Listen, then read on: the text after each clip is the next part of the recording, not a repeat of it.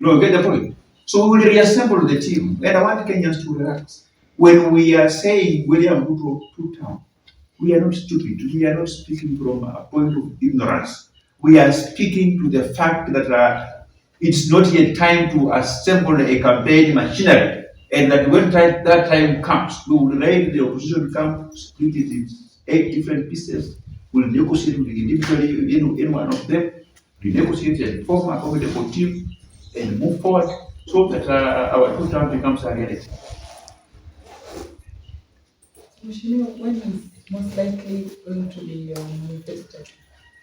The manifesto launch, I mean. My manifesto launch will be at the time where I'll be sure that no one can implement my manifesto, because we have an active government as we speak today in Goma, led by Ken Lusaka. And like I said, that 50% of my manifesto doesn't have any monetary investment. It's only by way of policy direction. If I bring them out now, the players, the policy makers in the county government of Goma can change them and they implement them, and they will be no longer relative to about. So when I will be sure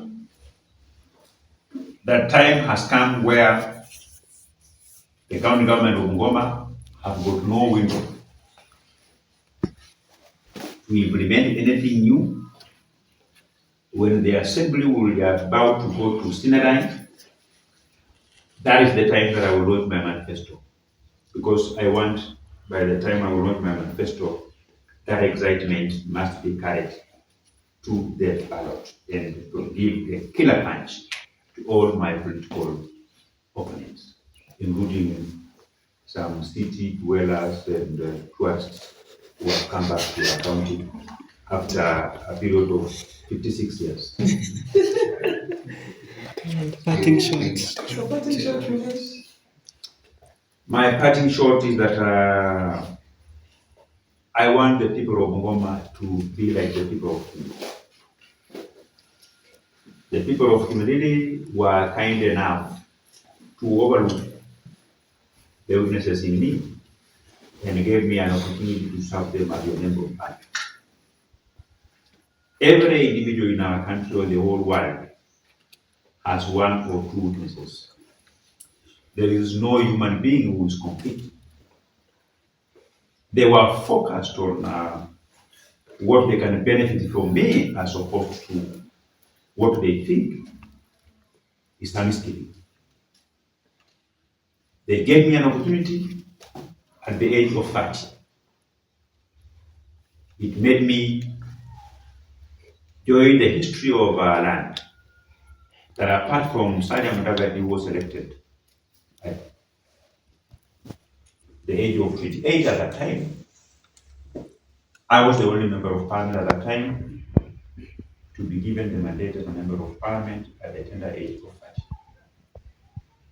And later on, I will open doors to very many young people who were able to get an opportunity regardless of their age, the likes of Peter Leroy Salasia, because of what I did, that made the people know that it's not the age that determines how revolutionary an individual can be in terms of development, but it's about the way that person is wired that makes the whole difference. So I want the people of Ngoma not to look at anything else. And I am inviting them to scrutinize how I have used my CDF to revolutionize the education sector in my constituency. I want them to call their relatives in community to confirm the schools are built. I want them that every time they have an opportunity to visit the community, let them move around, see the way our schools look like. And I want also to make a commitment that contrary to what my opponents say to mean that my buildings are substandard, they're not in good shape. I want them not to listen to my political detractors, but to make an effort to visit those schools for benchmarking so that they can put their members of parliament to more accountable to deliver the same, because we almost get similar amount of money from NDCDF on average. And the people of community are aware that we have made a commitment. We have laid down our plans to ensure that all the 71 primary schools that we have in our constituency, by June next year, all of them, none of it will have buildings that were built in 1990s and below. We are going to phase out all those buildings to magnificent structures with tiles, with cabro, with the proper landscaping. We are putting heat repellents in all the roof, that when you are in our classroom, there will be no heat, the temperatures will be regulated. Even if the children will have had very for lunch, they will not sleep in the classroom. That is how serious we are as a constituency. And in the next 3 months, we will have completed the first batch of 30 schools that we have already sent the money to the school PMCs in the country. We are doing procurement. At the moment, we have completed around 3, which they are ready for commissioning in the next couple of days, which my team is working on to have them commissioned. And I also want to ask my supporters to love our opponents. They should not accuse our opponents,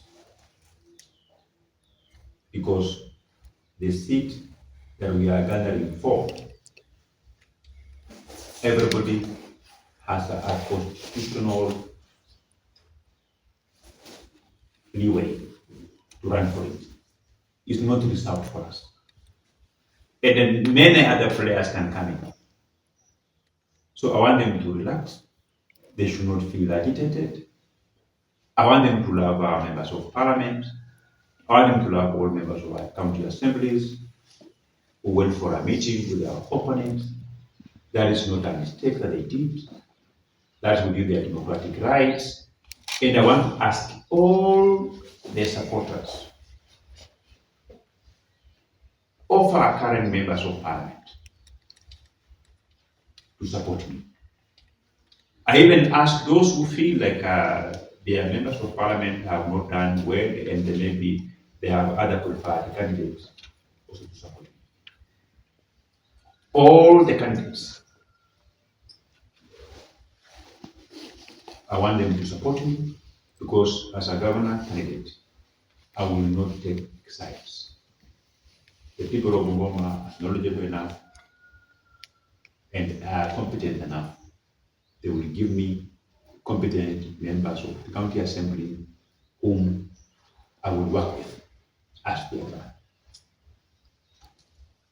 So my last remarks will be that when the date is out, we are identifying people from all the polling stations in Bungoma, a number of them, into a counting conclave that will happen in the next 14 weeks. If you are not mobilized to attend that counting conclave, it should not mean that your opinion doesn't matter. And everybody will be invited to attend that congress. We have to begin from somewhere. So the people that we will select, they will just be that this is where we have reached, but we will be sending out an advert to invite everyone. I want to ensure that that meeting will have a minimum around 10,000 people, but if the other people will come, it will be 20, it will be 30, there will be no problem. We will have a whole day discussing on taking a position on a number of things that are happening within our county and within our country, and also as an aspirant. I would want to listen from them, constituency by constituency, on what are some of the issues that have been neglected by the longest period of time, so that they can be part of my manifesto. My manifesto will be people's driven, and one thing that you must do to ensure that your manifesto is people driven is that you first must listen to them before you come up with a final document. Thank you very much. Nice.